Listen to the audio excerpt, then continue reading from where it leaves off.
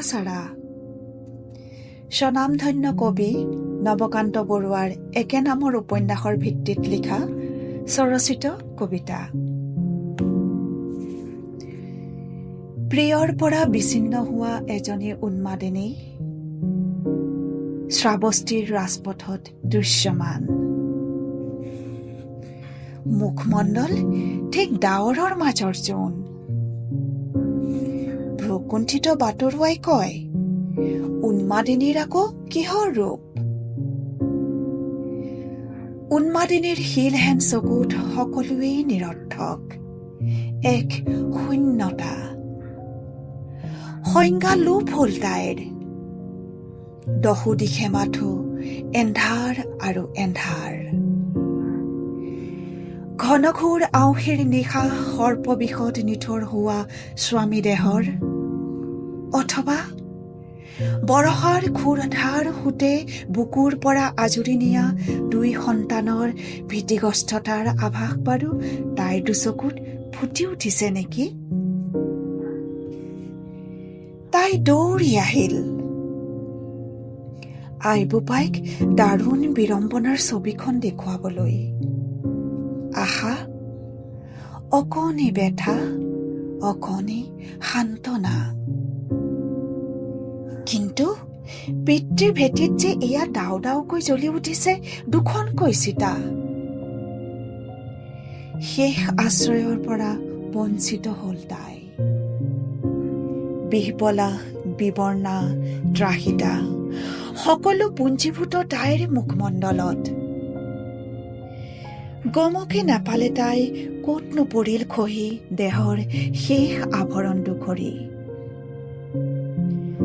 লোকচক্ষুত তাই এজনী বিবসনা উন্মাদিনী। সহস্ৰ দৃষ্টিৰ অগণিত তাইৰ দেহ জ্বলি ছাৰখাৰ হয়। সেই অন্তৰবোৰৰ নগ্নতাক ভেঙুচাই উন্মাদ জড়মূৰ্তি ভাবালেহীন।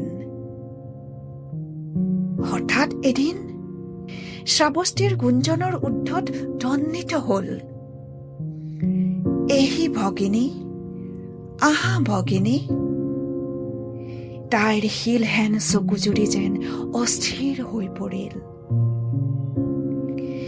গভীৰ কণ্ঠস্বৰৰ প্ৰশান্ত কান্তিৰ এয়া কোন? পিতৃৰ প্ৰতিচ্ছবি যে প্ৰকাশি উঠিছে তাত। এছাতি ৰশ্মিয়ে দেখোন এন্ধাৰবোৰ আঁতৰাই লৈ গ'ল। চিৎকাৰ কৰি উঠিল তাই। চিবৰেৰে আবৃত হ'ল তাইৰ সংকুচিত দেহা। পুনৰ সেই গভীৰ স্বৰ ধ্বনিত হ'ল, সংজ্ঞাপ্ৰাপ্ত হোৱা, স্মৃতি জগাই তোলা ভগিনী। স্মৃতি বিজড়িত পৃষ্ঠাবোৰ তাই লুটিয়াবলৈ চেষ্টা কৰিলে। অৱশেষত তাইৰ মুখত ফুটি উঠিল এক হাঁহিৰ ৰেশ। সিও যে যন্ত্ৰণা কাতৰ।